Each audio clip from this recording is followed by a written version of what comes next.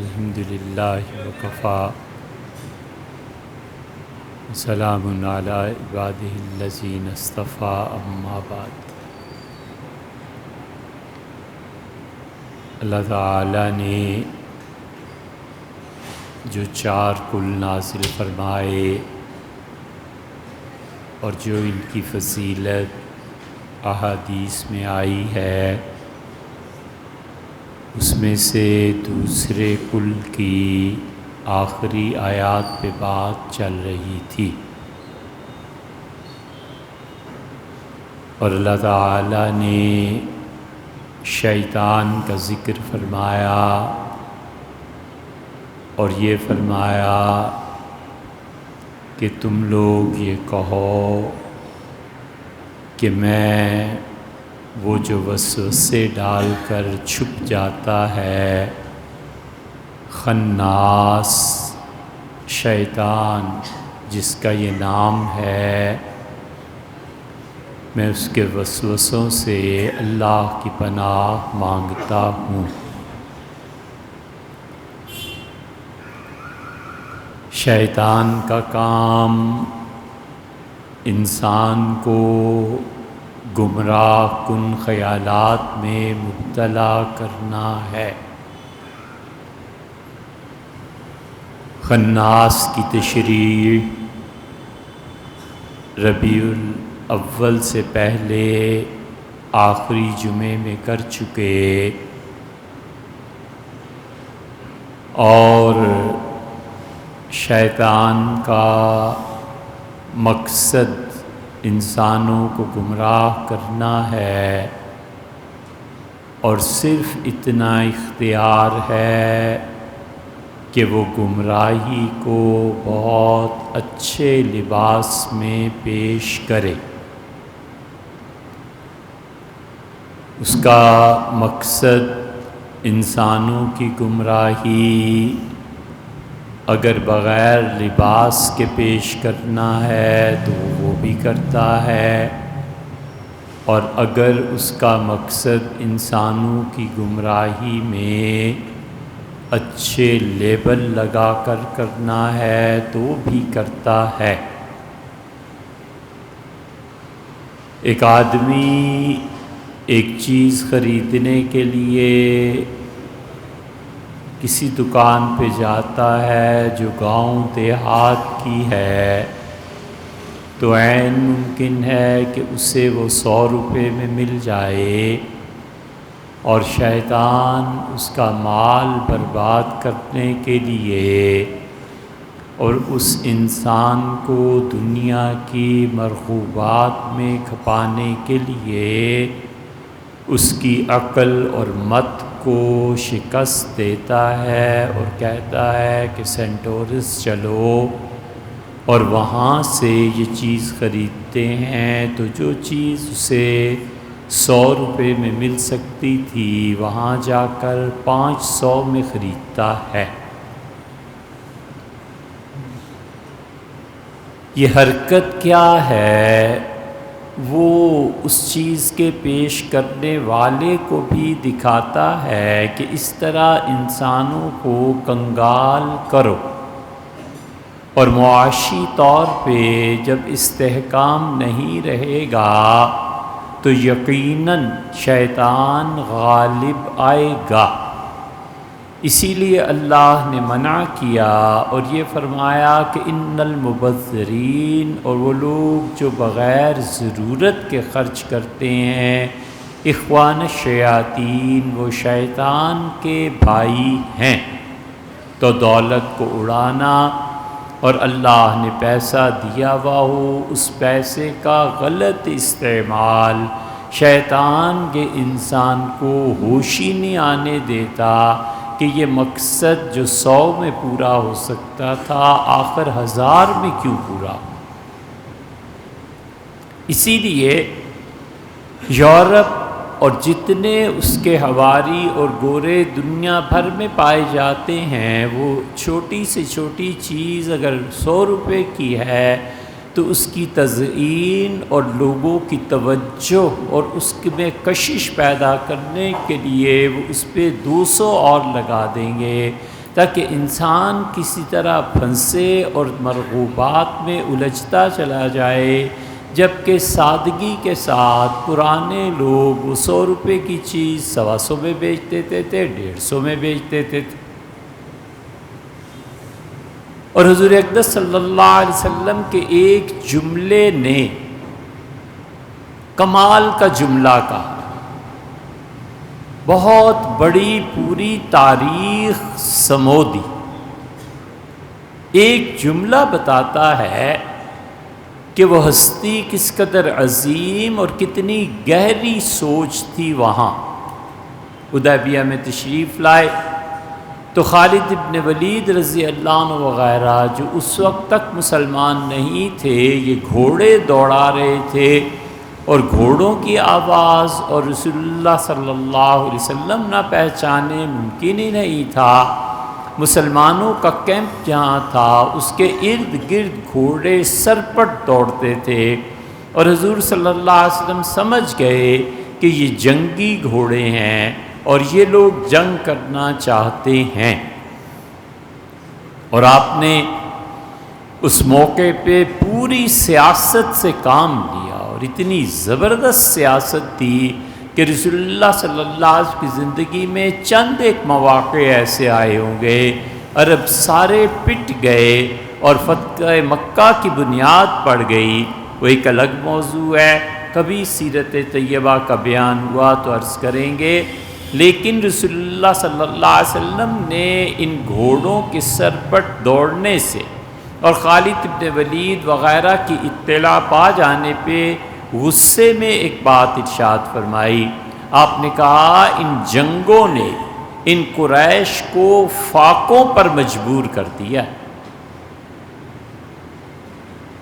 یہ قریش، یہ کفار مکہ لڑنے کے اتنا شوق ہے ان میں کہ نوبت ان کے یہاں فاقوں تک پہنچ گئی ہے، پھر بھی باز نہیں آتے۔ اللہ کی قسم اگر اب یہ لڑیں گے نا تو میں بھی لڑوں۔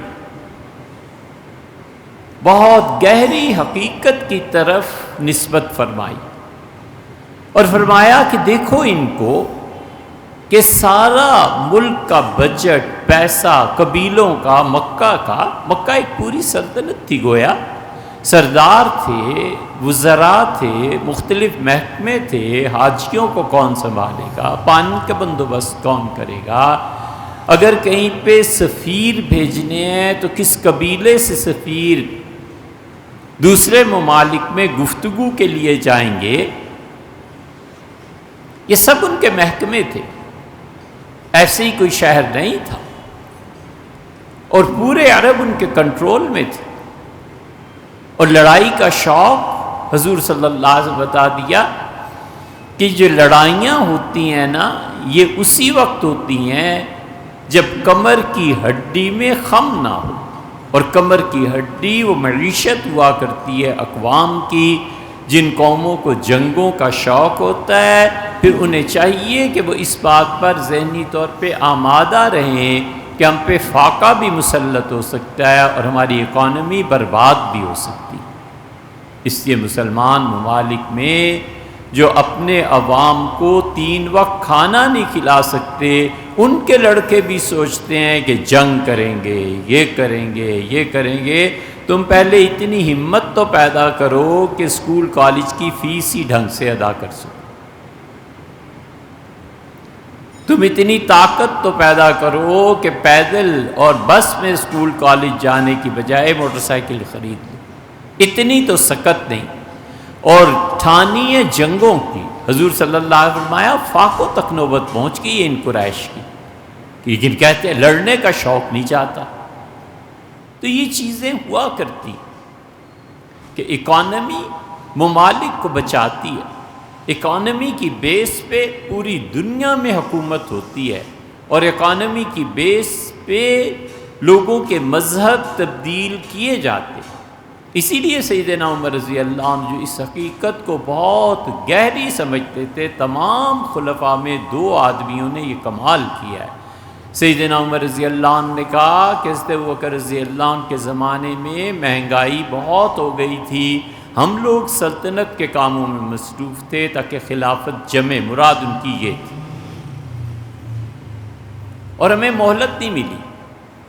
دیکھو میں روپے کی قدر کو اس طرح تبدیل کر رہا ہوں تاکہ ہم مہنگائی پہ قابو پا سکیں، اور میں تمہیں بتاتا ہوں کہ دیت پہلے یہ ہوا کرتی تھی، آئندہ دیت یہ ہوگی۔ اونٹ کی قیمت فلاں قسم کا اونٹ اتنے کا ملتا تھا، اب ہماری مملکت میں اتنے کا ملے گا۔ پہلا آدمی ہے غالباً، آپ کو تاریخ میں کوئی مل جائے تو ضرور بتائیے، لیکن ہمارا خیال ہے پہلا آدمی ہے سیدنا عمر رضی اللہ عنہ، جس نے لوگوں کو یہ شعور دیا کہ پیسے کی ویلیو کم ہو جائے تو کیا ہوتا ہے، بڑھ جائے تو کیا ہوتا ہے۔ قدر جو پیسے کی تھی انہوں نے اس کو سیدنا عمر رضی اللہ عنہ نے گھٹایا، اور پھر اس پر قابو پایا کہ اگر روپے کی قدر گھٹ جائے گی تو عوام میں سستا ہونے کے باوجود پیچھے بیک پہ کیا ہوگا۔ اور سیدنا علی رضی اللہ عنہ جب آئے ہیں تو ان کا امیر المومنین کے زمانے میں حالات ایسے ایسے تھے، اس وجہ سے انہوں نے روپے کی ویلیو اس طرح کر دی تھی، اور میرے زمانے میں حکمرانی محکم ہو گئی ہے، ملک کی معیشت مستحکم ہو گئی ہے، کیونکہ درمیان میں سیدنا عثمان رضی اللہ عنہ کا دور آ گیا تھا، اور عثمان رضی اللہ عنہ کے زمانے میں بہت فتوحات ہو گئی تھیں، یعنی یہ حال ہو گیا تھا عام لوگوں کا کہ سونا اچھالتے تھے، اور عورتیں بے نیاز ہو گئی تھی زیورات سے، اور زکوٰۃ والا نہیں ملتا تھا جسے زکوٰۃ دے سکے۔ تو سیدنا علی رضی اللہ عنہ نے اس کو واپس پھر لوٹایا، اور انہوں نے کہا میں اسے اسی قدر پہ لے جا رہا ہوں جو رسول اللہ صلی اللہ علیہ وسلم دنیا میں چھوڑ کر گئے تھے، اور انہوں نے بیت المال کو خالی کرا کے جھاڑو پھروا کے اپنی خلافت 4 سالہ دور میں 2 مرتبہ نفل پڑے اس زمین پہ، اور کہا اللہ تو گواہ ہے میں نے اس زمین پر سجدہ کیا ہے جو سونے چاندی سے بھری رہتی تھی، اور اس زمین پہ کسی نے سجدہ نہیں کیا۔ سیدنا عمر رضی اللہ عنہ نے کوفہ میں جو بیت المال بنایا تھا اس کو مسجد کے ساتھ جوڑ دیا تھا، کیونکہ ایک مرتبہ بیت المال میں چوری ہو گئی تھی۔ سیدنا عمر رضی اللہ عنہ نے کہا کہ بیت المال کو جو سب سے بڑی مسجد ہے اس کا حصہ بناؤ، کیونکہ مسلمان ہر وقت مسجد میں رہتے ہیں، تو جو چوکیدار مقرر کیے تھے ان کے ہوتے ہوئے بھی چوری ہو گئی، تو حل اس کا یہ ہے کہ مسجدیں ہر وقت ہماری آباد رہتی ہیں، تو چور اب ہمت نہیں کریں گے کہ یوں تالے توڑیں اور یوں چرائیں۔ یہ سب چیزیں کیا ہیں کہ اکانومی کس طرح مضبوط ہوتی ہے، اقدار اور روپے کی قدر کیسے بنتی ہے، کم ہوتی ہے، یہ مستقل موضوع ہے، لیکن شیطان یہ کرتا ہے کہ تزئین اور آرائش کے ذریعے لوگوں کی جیبوں سے پیسے نکلواتا ہے، اور اس پیسے کے غلط استعمال سے آہستہ آہستہ انسان اکنامکلی کمزور ہوتا جاتا ہے، پھر معاشرہ جب کمزور ہوتا ہے تو پھر بہت آسان ہو جاتا ہے کہ ان میں سے ان کے لوگ خریدے جائیں، ان کو لالچ دی جائے، ان کو اپنے ملکوں میں بلایا جائے، ان کو تعلیم دی جائے، ان کے دماغ بنائے جائیں، یہ چیزیں ہوتی تھیں۔ اسی لیے سیدنا عمر رضی اللہ عنہ نے ایک آدمی کو کوئی سزا دے دی تھی، اور وہ چلا گیا اور جا کر شاہ روم سے ملا اور مرتد ہو گیا۔ سیدنا عمر رضی اللہ عنہ نے کہا لوگوں یہ میری غلطی ہے، میں کبھی بھی کسی کو ایسی سزا نہیں دوں گا کہ وہ ہماری مملکت سے نکل کے ہمارے دشمنوں سے جا۔ انہوں نے کہا میں آئندہ کبھی ایسے نہیں کروں۔ اسی طرح ہوتا ہے دوستی کے رنگ میں بھی، دشمنی کے رنگ میں بھی۔ تو یہ وہ خناس ہے شیطان۔ پھر اللہ نے آخری آیت میں بات اور واضح کر فرمایا من الجنۃ والناس، انسانوں میں بھی ایسے شیطان ہوتے ہیں جو زبان سے ایسے جملے کہتے ہیں کہ دوسرا آدمی نہ چاہتے ہوئے بھی گناہ کی راہ پر چل پڑے، لوگوں کو اکسانا، لوگوں کو ابھارنا، اور صحیح عنوان دے کر غلط کام کروانا۔ اللہ تعالیٰ کی ذات، اس کی صفات میں قدرت ہے۔ آپ پڑھتے ہی ہیں ان اللہ علی کل شیء قدیر، خدا کیا طاقت ہے، خدا کیا قدرت ہے، قوی ہے، مقتدر ہے، تمام قوتیں اس کے اختیار میں ہیں۔ اور اس امت میں اللہ کے اس اسم مبارک کی تجلیات برسی ہیں اور قوت رہی ہے، طاقت اور اقتدار رہا ہے۔ اتنا پیسہ، پوری دنیا کا جی ڈی پی، پوری دنیا کا 20% سے زیادہ اکیلے یہ مغل ادا کرتے تھے۔ 3 ہی تو امپائرز رہ گئی تھی، عثمانی تھے، مراکش والے تھے اور مغل تھے۔ یہ 3 امپائرز ہی تو رہ گئی تھی جو دنیا سنبھالے ہوئے۔ 20 سے زیادہ جی ڈی پی کوئی بچوں کے کھیل نہیں تھے۔ اورنگزیب نے اپنی وفات سے پہلے سلطنت کو 4 حصوں میں تقسیم کر دیا اور لکھا، میرے بیٹو مجھے پتہ ہے کہ ہماری نسل میں حکمرانی شعار بن گئی اور تم طاقتوں اور سلطنتوں کے بغیر نہیں رہ سکتے۔ میرے بعد میری حکومت کوئی سنبھال بھی نہیں سکے گا۔ میں اس عروج تک لے گیا ہوں، میں خود اس ملک کو 4 حصوں میں تقسیم کر رہا ہوں، دیکھو کبھی بھی بھائی بھائی پہ حملہ نہ کریں۔ اور لکھا کہ صرف آگرہ کے بیت المال میں 32 کروڑ تولے سونا چھوڑ کے جا رہا ہوں میرے بیٹے، یہ تمہاری ملک کی اکانومی کو کافی۔ یہ خط لکھا کہ کامران سے نہ لڑنا، فلاں سے نہ فلاں وغیرہ وغیرہ۔ تو اس لیے قوت، اقتدار، اللہ کی صفات میں سے یہ صفت مسلمانوں میں رہی، اور دونوں کو واسطہ ایک ہی مصیبت سے پڑا اور وہ شرک۔ یہودیوں نے دنیا میں شرک کو عام کیا اور بت پرستی کو رواج دیا، اور یہودیت، بنی اسرائیل، یہ لوگ کبھی اللہ کی چنی ہوئی قوموں میں سے ایک قوم تھے، اور ان کے ذریعے بت پرستی پھیلی۔ پھر حضرت سلیمان علیہ السلام کے ذریعے یہ بتایا گیا کہ ان کی سلطنت جادو اور ٹونے سے چلتی تھی۔ اس سے اگلی جو نسل آئی ہے اس نے کہا جب جادو ٹونے سے حکومتیں چلتی ہیں تو کیوں نہ ہم بھی بت پرستی کریں، چنانچہ بت پرستی کی گئی۔ سیدنا سلیمان علیہ السلام پہ الزام پہلی بار لگا کہ ان کی بیوی انہیں شرک سکھاتی ہے۔ خیر وہ قصہ یہودیوں کا تھا، مسلمانوں کو یہودیوں سے واسطہ پڑا تو بھی مسئلہ شرک کا تھا، اور عیسائیوں کو واسطہ پڑا تو بھی مسئلہ شرک کا۔ ہمارا مقابلہ بھی شرک سے ہی ہوا تھا، عیسائیوں کا مقابلہ بھی شرک سے ہوا تھا۔ عیسائیوں نے اس شرک سے بچنے کے لیے اللہ کی صفت محبت کی طرف لپکے کہ اللہ کی محبت ہونی چاہیے، بس باقی خدا کی محبت کے نام پہ جو مرضی کرتوت کرو، اللہ کی محبت کے نام پہ جہاں مرضی یاری لگاؤ اور ہوس پرستی کرو اور کچھ کرو، یہ سارا اللہ کی محبت کے نام پہ چھپ جاتا تھا۔ جو کچھ 8ویں اور 9ویں صدی میں گرجوں میں ہوتا تھا اور ان کے تہہ خانوں میں ہوتا تھا، خود وہ کہتے ہیں کہ کتنی نسلیں ایسی پیدا ہوئیں جن کے باپ کا کوئی پتہ نہیں تھا، شہر میں جس کو ضرورت ہوتی تھی وہ اندھیرے میں جاتا تھا، پیسے دے آتا تھا۔ یہ ساری چیزیں محبت کے نام پہ تھی، اور مسلمانوں کو جب شرک کے کلا کما کے لیے اقتدار کی ضرورت تھی، خدا کی قدرت کہاں آئی، اور مسلمانوں نے توحید کا سبق سکھایا، اور توحید کے سبق کے ساتھ انہوں نے شرک کا کلا کما کیا، اور انہوں نے اپنے عروج کے دور میں عیسائیوں نے محبت کے نام پہ کہ صرف اللہ کی محبت، پھر اس میں بعد میں بگاڑ آ گیا۔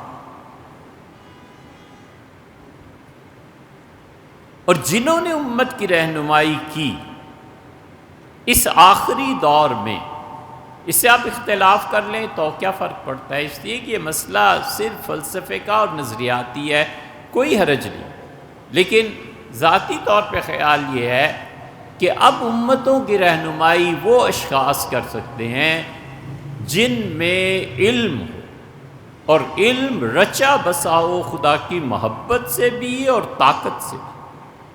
خدا کی محبت اسے اخلاقیات کے اعلیٰ مقام تک پہنچائے گی، اور خدا کی محبت اس کے دل کو بے نیاز کر دے گی بھیک مانگنے سے، ہاتھ پھیلانے سے۔ مانگنے والا گدھا ہے، صدقہ مانگے یا خراج۔ جو ٹیکس وصول کرتا ہے وہ بھی فقیر اور منگتا ہے، اور جو صدقہ مانگتا ہے وہ بھی منگتا ہے۔ بے نیاز دل چاہیے اللہ کے ساتھ تعلق میں، حکمران ہے یا عام ہے، بالکل بے نیاز دل چاہیے کہ اللہ کے علاوہ نہ کسی در پہ جانا ہے، نہ کسی سے مانگنا ہے، جو کچھ ہو سو ہو، اللہ ہے اور میں بڑے سکون سے زندگی گزارتے کہ خدا کی محبت ہے۔ اور اسی فقیر اور درویش کو جب طاقت مل جائے تو طاقت کا استعمال بھی، لیکن وہ طاقت ملتی ہے اگر اس سے خیر پھیلے گی تو اپنی فنا سے۔ جو بے وقوف اپنے آپ کو فنا نہیں کر سکا وہ کیا کرے گا؟ وہ تو خود سب سے بڑا مشرک ہے، وہ شرک کی تعلیم دیتا ہے۔ وہ تو کہتا ہے اللہ ہے اور میں بھی ہوں۔ بھئی تم کیا ہو؟ کچھ نہیں۔ جب انسان اپنی ذات کی مکمل نفی کرتا ہے پھر اللہ طاقت اور اختیار بھی دیتا ہے، کیونکہ وہ شرک سے اوپر اٹھ چکا ہوتا ہے۔ وہ کہتا ہے پروردگار کائنات میں بس تو ہی تو ہے، صرف تو ہے، اللہ تیرے علاوہ کوئی۔ اسی لیے لا الہ الا اللہ میں نفی کو پہلے رکھا گیا ہے کہ نفی کرو کائنات کی، سب چیزوں کی نفی کرو کہ کوئی چیز نہیں ہے، اے پروردگار بس وجود تیرا ہے، میں کچھ نہیں۔ سیدنا عمر رضی اللہ عنہ کو ایک دیہاتی نے کہہ دیا تھا، حضرت عمر رضی اللہ عنہ کسی وجہ سے شدید غصے میں تھے، پتہ چلا یہ گمراہی کی باتیں کرتا ہے۔ وہ آیا تو درہ اٹھایا اور فرمایا میں نے سنا ہے تم یہ کہتے ہو، یہ کہتے ہو، مارا نہیں۔ اسے کہا امیر المومنین اللہ سے ڈر۔ سیدنا عمر رضی اللہ عنہ نے یہ کوڑا زمین پہ پھینکا اور زمین پہ بیٹھ کے اور مٹی میں ہاتھ رکھ کے کہنے لگے ایو عبد عبد منی، اللہ کے بندوں میں بالکل مٹی میں مل جانے والا مجھ سے زیادہ کون ہوگا؟ میں سب سے زیادہ مٹی میں ملا ہوا آدمی۔ کوئی طاقت کا نشہ نہیں، کوئی غرور نہیں، کوئی یہ دعویٰ نہیں کہ میرے بغیر، میرے علاوہ یہ نہیں، کچھ نہیں ہے، میں کچھ نہیں۔ یہ جب نفی ذات کی پیدا ہوتی ہے پھر جا کر اس مقام پر پہنچتا ہے کہ وہ اللہ کی طاقت اور اللہ کی محبت دونوں کو شامل کر لے۔ جب دونوں شامل ہو جاتی ہیں تو جو اس سے پھل پیدا ہوتا ہے اس کا نام علم ہے۔ وہ ایک حد تک یہ کتابوں سے حاصل ہو سکتا ہے، اور وہ جو کتابوں سے حاصل ہوتا ہے وہ نفس میں انا، خود پرستی پیدا کرتا ہے، اور پھر جب وہ اللہ کی محبت میں رنگ جاتا ہے تو یہ انا مٹتی ہے۔ اس انا کے میں کے مٹنے سے پھر جو خدا کی طرف سے رہنمائی ہوتی ہے وہ فرد بیچ میں سے غائب ہو جاتا ہے۔ دیا اپنی خودی کو جو ہم نے مٹا، وہ جو پردہ سا بیچ میں تھا نہ رہا۔ دیا اپنی خودی کو اپنے محبوب کی محبت میں، دیا اپنی خودی کو جو ہم نے مٹا، وہ جو پردہ سا بیچ میں تھا نہ رہا، نہ وہ پردے میں اب رہے پردہ نشیں، کوئی دوسرا ان کے سوا نہ رہا۔ جب وہ اللہ کے علاوہ ہر چیز کی نفی کرتا رہتا ہے، سب سے پہلے اپنے نفس کی نفی کرتا ہے کہ اے رب اور ہیں یا نہیں، میں تو کچھ بھی نہیں۔ شیطان اپنی ذات کا اثبات کراتا ہے۔ اللہ کہتا ہے من الجنۃ والناس، انسانوں میں بھی اور جنات میں، ہر چیز اوکے کی رپورٹ، ایک سے ایک بڑا خوشامدی بیٹھا ہوا۔ یہ فرد کو بھی تباہ کرتے ہیں، یہ مملکت کو بھی تباہ کرتے ہیں، یہ گھر کو بھی اجاڑتے ہیں، یہ خاندان کو بھی اجاڑتے ہیں۔ اور اگر حکمران وقت ایسا نہ ہو جو اس خوشامد کو سمجھتا ہو تو ملک لے ڈوب جائے۔ ہر وقت ابا آپ کے کام اتنے اچھے، دادا کے کام اتنے، فلاں کے کام اتنے اچھے، اسے عقل ہوتی ہے اور وہ سمجھتا ہے کہ میرے سے بھی غلطی ہوئی ہے اور میرے والد سے بھی غلطی ہو گئی تھی، بیٹے میرے نوکر ہو یا بیٹا ہے یا کوئی، نہ اتنا چڑھاؤ، میں بھی انسان ہی۔ وہ اپنی غلطیوں اور کوتاہیوں کو دیکھتا رہتا ہے، سمجھتا ہے، اس کا ازالہ کرتا ہے۔ اور اگر کان اس چیز کے سننے کے عادی ہو جائیں کہ میں جو کچھ کر رہا ہوں ٹھیک ہوں، یہ ہے والناس، انسانوں میں شیطان ہوتے ہیں۔ اسی لیے حضرت معاویہ رضی اللہ عنہ نے خطبہ دیا، انہوں نے فرمایا کہ لوگوں کون ہے جو میرا مقابلہ کر سکے؟ اس قسم کے فخریہ جملے انہوں نے کہے۔ انہوں نے کہا کون سے ایسی چیزیں ہیں جو میں کہوں اور لوگ نہ مانیں؟ پھر اگلے جمعے انہوں نے پھر کہا، پھر تیسرے جمعے کو جب انہوں نے کہا تو ایک آدمی اٹھ کھڑا ہوا، اس نے کہا معاویہ 3 ہفتوں سے تو یہ ہم بات سن رہے ہیں، تم ہمیں نہیں جانتے، تم ٹیڑھا چل کے تو دیکھو، خدا کی قسم لوہے کا گرز لے کے ہم سیدھا نہ تمہیں کر دیں۔ بہت خوش ہوئے، کہنے لگے حضور اقدس صلی اللہ علیہ وسلم نے فرمایا تھا برباد حکمرانوں کے متعلق کہ ان کے چھوٹے باطل بھی سنے اور خاموش بھی رہے۔ میں 3 ہفتوں سے یہ چیک کر رہا تھا کہ کہیں میں ان حکمرانوں میں سے تو نہیں ہوں۔ تم بولے ہو، دل خوش کر دیا ہے، اس کا مطلب ہے کہ ابھی تک لوگ مجھ پر تنقید کر سکتے ہیں۔ سیدنا عمر رضی اللہ عنہ پہ تنقید، ایک آدمی کھڑا، اس کا امیر المومنین یہ غلط، یہ غلط، یہ غلط، یہ غلط۔ سیدنا عمر رضی اللہ عنہ نے اسے سمجھایا، بٹھایا، کہا میں نے یہ اس لیے کیا، یہ اس لیے، یہ اس لیے، اور پھر کمال کا فرمایا کثر اللہ سوادکم، اللہ تم جیسے لوگوں کو میری مملکت میں بہت زیادہ کر دے، میں خوش ہوں جو عمر کو ٹوکتے رہے۔ یہ اپنے نفس کی فنا کے بعد شیاطین بھی گمراہ کرتے ہیں، انسان بھی گمراہ کرتے ہیں، اس لیے اللہ نے فرمایا خدا کی پناہ مانگتے رہو ان انسانوں سے جو گمراہ کریں، ان شیاطین سے جو گمراہ کریں۔ اسی لیے رسول اللہ صلی اللہ علیہ وسلم نے فرمایا، اس حدیث کے دونوں مطلب لیے گئے۔